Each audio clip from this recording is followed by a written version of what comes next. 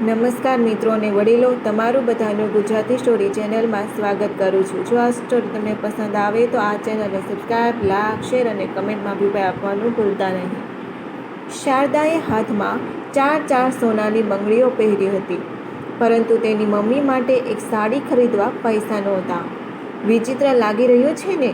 પણ તે દિવસે શારદા સાથે પણ એવું જ થયું હતું। વાહ રશ્મિ, જો દુકાનમાં તે સુંદર રંગોળીવાળી સાડી તે ખરેખર મમ્મીને શોભશે। એક સુંદર સાડી તરફ ઇશારો કરીને શારદાએ રશ્મિને કહ્યું, કઈ દીદી, ગુલાબી રંગની, ખરું ને? હા તે જ। ચાલો ઝડપથી અંદર જઈએ। ચાલો જોઈએ કે પાલો કેવો દેખાય છે અને અંદર કોઈ કામ સારું છે કે નહીં। આટલું કહીને શારદા અને રશ્મિ દુકાનમાં ગયા। ભાઈ, મને પેલી ગુલાબી સાડી બતાવો જે આગળ ટીંગાડી છે, શારદાએ દુકાનદારને કહ્યું। છોકરા, તે ગુલાબી સાડી જેના પર કામ કરેલું છે તે ઉતાર અને મેડમને બતાવો, દુકાનદારે કહ્યું। તરત જ દુકાનમાં કામ કરતો એક છોકરો ઝડપથી ગુલાબી સાડી લઈ આવ્યો। સાડી ખરેખર સુંદર હતી। તે ખૂબ જ જટિલ રીતે હાથથી વણાયેલી હતી। બંને બહેનોને તે ખૂબ ગમી। હા, હું મમ્મી માટે આ સાડી ખરીદીશ। મારે મમ્મીને જન્મદિવસની ભેટ આપવી છે। તું બીજું કંઈક ખરીદી લેજે, શારદાએ કહ્યું। ઠીક છે દીદી, તમને ગમે તે, રશ્મિએ જવાબ આપ્યો। હું મમ્મીને કાનની બુટ્ટીઓ આપીશ। શું તે તમારા માટે ખૂબ મોંઘી નહીં હોય? દીદી, હું કોના માટે આટલી બધી કમાણી કરું છું? હું કમાઉં છું એ બધું મમ્મી અને પપ્પા માટે જ છે, અને છેવટે મમ્મી અને પપ્પા જ છે જેમણે મને આ માટે લાયક બનાવી। તો પછી તેના પર ખર્ચ કરવામાં હું અચકાવું કેમ? બંને બહેનો વાત કરી રહ્યા હતા ત્યારે દુકાનદારે બૂમ પાડી, હા દીદી, તમને આ સાડી ગમી કે મારે તમને બીજું કંઈક બતાવવું જોઈએ? ના ભાઈ, મને આ સાડી ગમી, કૃપા કરીને તેને પેક કરો। કિંમત શું છે? દીદી, તે શુદ્ધ હાથ વણાટ છે, તો તમને 5000 રૂપિયામાં પડશે। દુકાનદારે ભાવ કહ્યો એટલે તરત જ શારદા સૂકી ગઈ। હે ભગવાન, આટલી મોંઘી સાડી! મેં વિચાર્યું હતું કે સાડી 2500 રૂપિયામાં આવી જશે અને મારી પાસે એટલા પૈસા પણ નથી। શારદા આવું વિચારી રહી હતી ત્યારે તેની બહેન રશ્મિએ તેના ચહેરા ઉપરની ચિંતા વાંચી લીધી।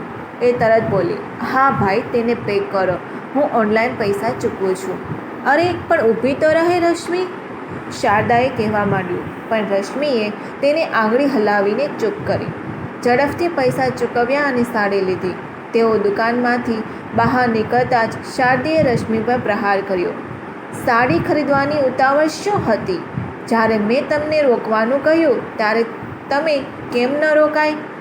દીદી, હું એટલા માટે રોકાઈ નહીં કારણ કે આપણે બંને જણાને આ સાડી મમ્મી માટે પસંદ હતી અને મમ્મી જ પહેરશે।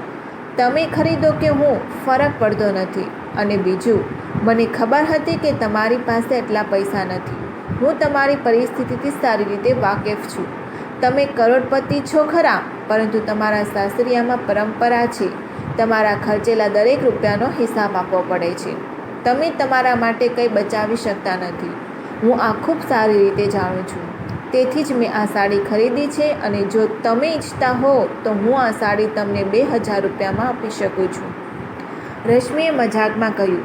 વાત ત્યાં સમાપ્ત કરવાનો પ્રયાસ કર્યો, પણ કોઈ કારણોસર શારદાને દુઃખ થયું કે આજે તેની પાસે તેની મમ્મી માટે સાડી ખરીદવા પણ પૂરતા પૈસા નહોતા। તો આટલા મોટા ઘર, આટલા શ્રીમંત પરિવારની વહુ બનવાનું શું અર્થ હતો જો તે પોતાના માટે થોડા પૈસા પણ ખર્ચી શકતી ન હતી? હવે શારદા અસ્વસ્થતા અનુભવી રહી હતી। વિચારોના દોરમાં તેઓ ક્યારે ઘરે પહોંચ્યા તેનો ખ્યાલ પણ ન રહ્યો। ઘરે પહોંચ્યા પછી પણ શારદા અસ્વસ્થ હતી। તે યાદ કરતી રહી કે આજે તેની પાસે માતા માટે સાડી ખરીદવા પૂરતા પૈસા નથી। તેનું દુઃખ જોઈને રશ્મિ સમજી ગઈ કે આજે તેની બહેનને સમજાયું છે કે શ્રીમંત પરિવારની વહુ હોવા છતાં તે બીજા પર નિર્ભર છે। તેના હાથમાં સોનાની બંગડીઓ છે, પરંતુ આજે તે બંગડીઓ પણ બેડીઓ જેવી લાગી। વિચારમાં ખોવાયેલી શારદા રડી પડી જ્યારે તેની બહેન રશ્મિએ પાછળથી આવીને તેને ગળે લગાડી। રશ્મિ, તું સાચી છે, 100%। બીજાની કમાણી પર આધારિત સ્વતંત્રતા ખરેખર સ્વતંત્રતા નથી। તમે ગમે તેટલા ધનવાન પરિવારમાં લગ્ન કરો, દરેક છોકરીએ આત્મનિર્ભર રહેવું જોઈએ, કારણ કે તે પોતાના પૈસા છે અને તેને તેનો હિસાબ આપવાની જરૂર નથી। જુઓ, તમે આજે આત્મનિર્ભર છો અને તમે થોડીવાર વિચાર્યા વિના મમ્મી માટે સાડી કેટલી ઝડપથી ખરીદી લીધી. પણ મને મમ્મી માટે સાડી ખરીદવા પણ પોસાય તેમ નહોતું, કારણ કે મારે પૈસાનો હિસાબ આપવો પડતો હતો. અને જો હું કહું કે મેં મારી મમ્મી માટે સાડી ખરીદી છે તો ઘરમાં મોટા ફૂલ આવીને મેળું મારી દેવામાં આવતું. મને ખબર છે દીદી, એટલા માટે જ મેં સાડી ખરીદી. ગમે તેમ તમે મને આપો કે હું આપું તેનાથી કોઈ ફરક પડતો નથી. અમે બે અલગ અલગ નથી. અને હું માનું છું દરેક છોકરીએ આત્મનિર્ભર હોવું જોઈએ. તે હકીકતની વાત છે. મેં તમને આ વાત ઘણીવાર સમજાવી છે, પણ તમે હંમેશા પૂછો છો મારે શું ખૂટે છે. દીદી, હું સમજ છું કે તમારા સાસરિયામાં ઘરમાં કોઈ પણ વસ્તુની કમી નથી, પરંતુ દરેક રૂપિયાનો હિસાબ આપવાનો આ વિચાર સંપૂર્ણપણે ખોટો છે.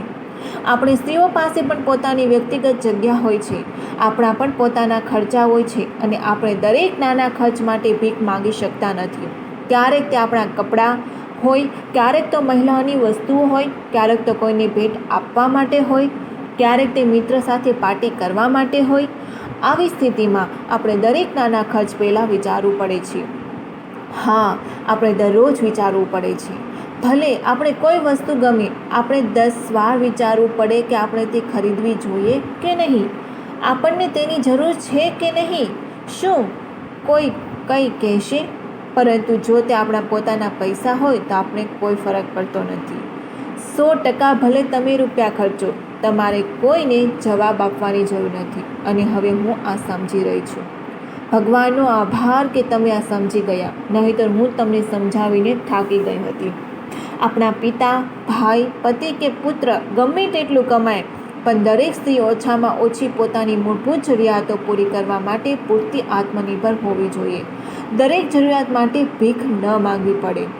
મારા સાસરિયામાં હિસાબની પરંપરા સંપૂર્ણપણે ખોટી છે, પરંતુ હવે આ પરંપરા બદલવી પડશે અને હું તેના માટે અવાજ ઉઠાવનાર વ્યક્તિ બનીશ. અને આત્મનિર્ભરતાની વાત કરીએ તો હું તમને વચન આપું છું, આગલી વખતે જ્યારે હું મારા માતા પિતાને ઘરે આવીશ ત્યારે હું તમને બતાવીશ કે હું કેટલી આત્મનિર્ભર છું. હું આવતા વર્ષે મમ્મીને 10,000 રૂપિયાની સાડી અપાવીશ. તમે જોશો, તમારી આ બહેન તમને તમારા પૈસા માટે દોડધામ કરશે નહીં. અરે દીદી, તમે આત્મનિર્ભરતા અને નાણાકીય સ્વતંત્રતાનું મૂલ્ય સમજી ગયા છો. તે સૌથી મહત્ત્વપૂર્ણ બાબત છે. અને મને પડકારવાની વાત કરીએ તો જે દિવસે તમે મને પડકારશો તે દિવસે મારા માટે સૌથી ખાસ દિવસ હશે. હું પણ તે દિવસની રાહ જોઈશ. હવે વધારે વાતચીત ન કરો. નક્કી કરો કે નાણાકીય સ્વતંત્રતાની લડાઈમાં હું કયું હથિયાર વાપરીશ. મારો મતલબ, મારા માટે કયું કામ યોગ્ય રહેશે. મિત્રો, મને કહો, શું દરેક સ્ત્રી પાસે પોતાના પૈસા હોવા જોઈએ કે નહીં? તે પરિવાર પણ પૂરતો આધાર રાખે તે યોગ્ય છે. તમારો વિચારો શું છે? કૃપા કરીને કમેન્ટ કરીને તમારા વિચારો શેર જરૂર કરજો. તમારો દિવસ શુભ રહે. જય શ્રી કૃષ્ણ. જો આ સ્ટોરી તમને પસંદ પડી હોય તો આ ચેનલને સબસ્ક્રાઈબ, લાઈક, શેર, કમેન્ટમાં અભિપ્રાય જરૂર આપજો. તમારા મિત્ર સાથે આ વિડીયો શેર કરવાનું ભૂલતા નહીં.